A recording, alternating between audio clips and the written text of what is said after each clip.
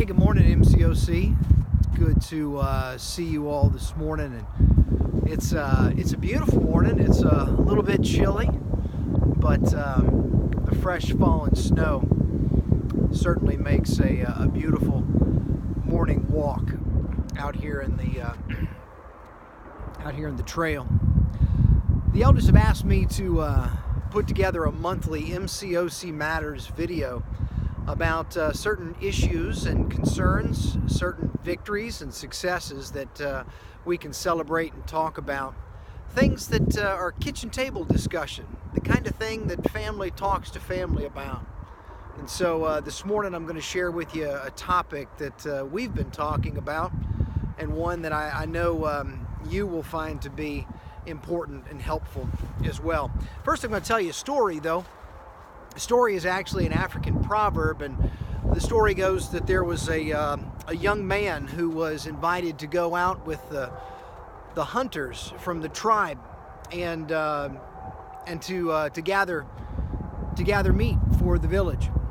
And while he was accompanying this group of hunters out on their hunting trip, they came across another group from a neighboring tribe, and among the hunters of that tribe, one of the men was telling a story that it was disparaging to a member of the boys' home tribe. He came back from the hunting trip, and as impetuous children, young people, not always young people, all people sometimes do, the news of that story was such that it just, he got caught up in gossip. And he went around and made it his business to tell everybody in the village this story that he'd heard. And every time he told it, it got such a rush and got so much attention that he told the story to more and more people. And finally the word came to the wise old chief of the tribe that this young man was gossiping about one of his tribal members. So the chief called the young man in and said, "Son, this thing you're doing is not good. It's disparaging to this man. It looks bad on the tribe, and it spreads disunity within our group." And the young man was sorry. He recognized what he had done, and he said, "How can I make it up?" And the wise chieftain handed a bag, a leather bag filled with feathers to this boy.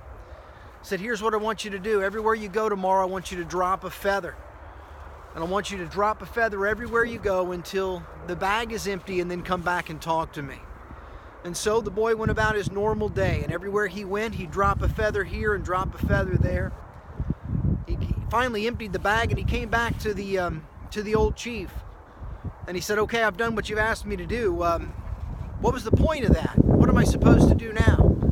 And he said, "Here's what I want you to do, young man. I want you to go back now, and I want you to pick up every single one of those feathers, put it back in the bag, and bring it to me." And the boy said, "How in the world could I possibly do that? Those feathers have now gone who knows where. They've spread all over. The wind has taken them and carried them all throughout the village, and maybe even outside of our village." And the chief said, "You see, the words that you speak are like those feathers. Once you say them, you never know where they're going to go, and you can't do anything to bring them all back."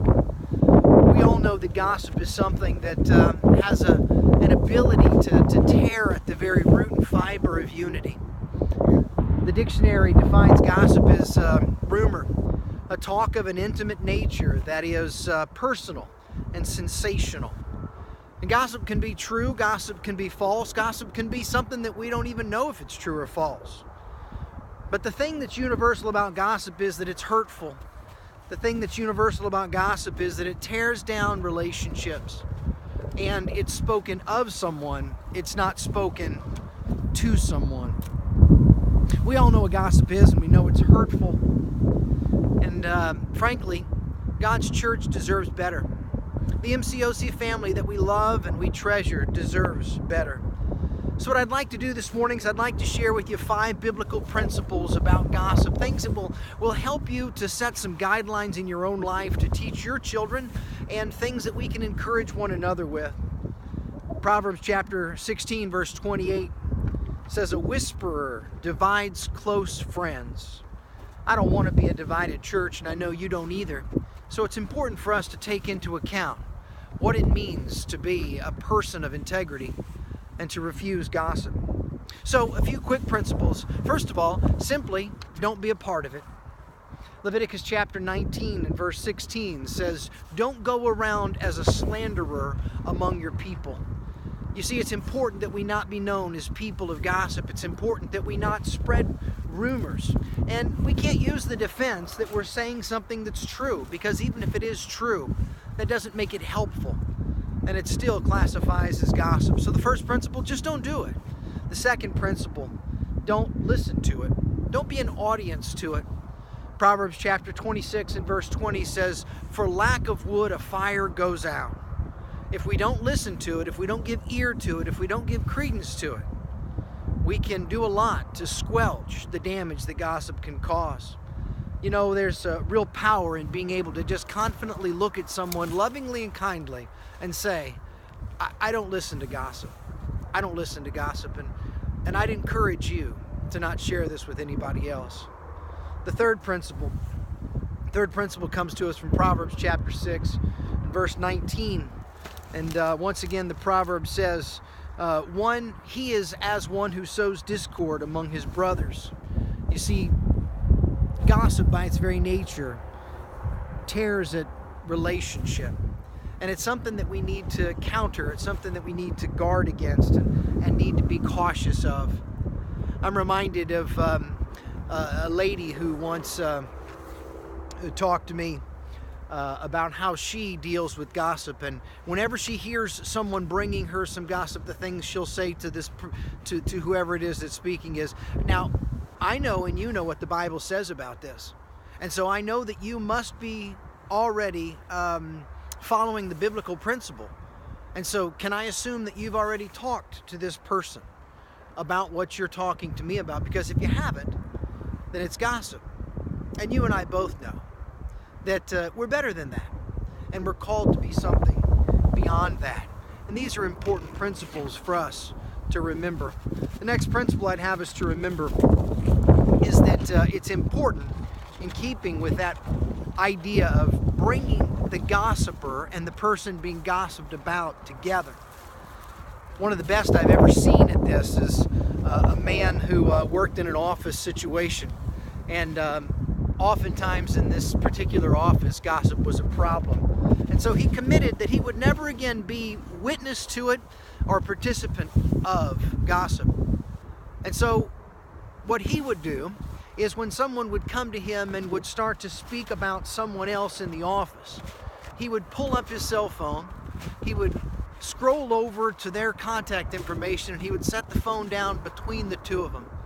And he would say, would you like for me to stay with you as you talk to this person about the concern you have with them? Or would you rather me leave the room and let you talk to this person on your own? I love that. I think what a powerful statement about how important it is that we make sure that we always speak to the person that we have a problem with, rather than speak about the person that we may have a problem with, or a story to share, or some tidbit of information. The point of all this is not that we have a profound problem of gossip in our church, but the Lord's church, the church that Jesus Christ shed his blood for, is of such profound importance and such a precious thing that we can't allow things like gossip to have a way for Satan to get a foothold in tearing at the unity and the love that the congregations of God's people share.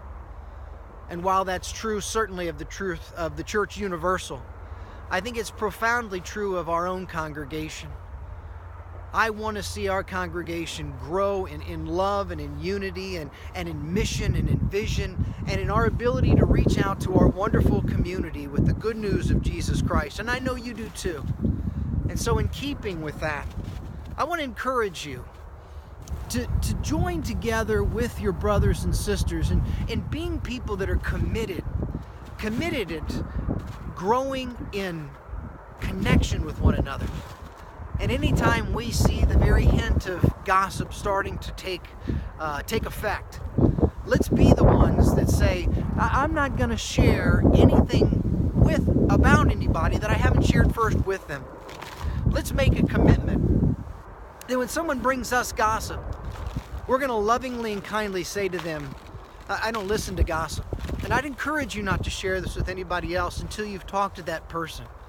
And maybe even we can be that strong voice that would say to that person, would you like for me to go with you and we can discuss this? Or is this something you'd rather talk to them about on your own? I think these principles that the Bible gives us are those things that will really help us grow in our unity. And on a lovely, beautiful day like this, I'm reminded of how lovely and beautiful my church family is. I love you and I'm committed to you. And I know that you're committed to the cause of Christ. Together, let's be all that we can be. Let's be the people that God would have us to be. Have a wonderful day.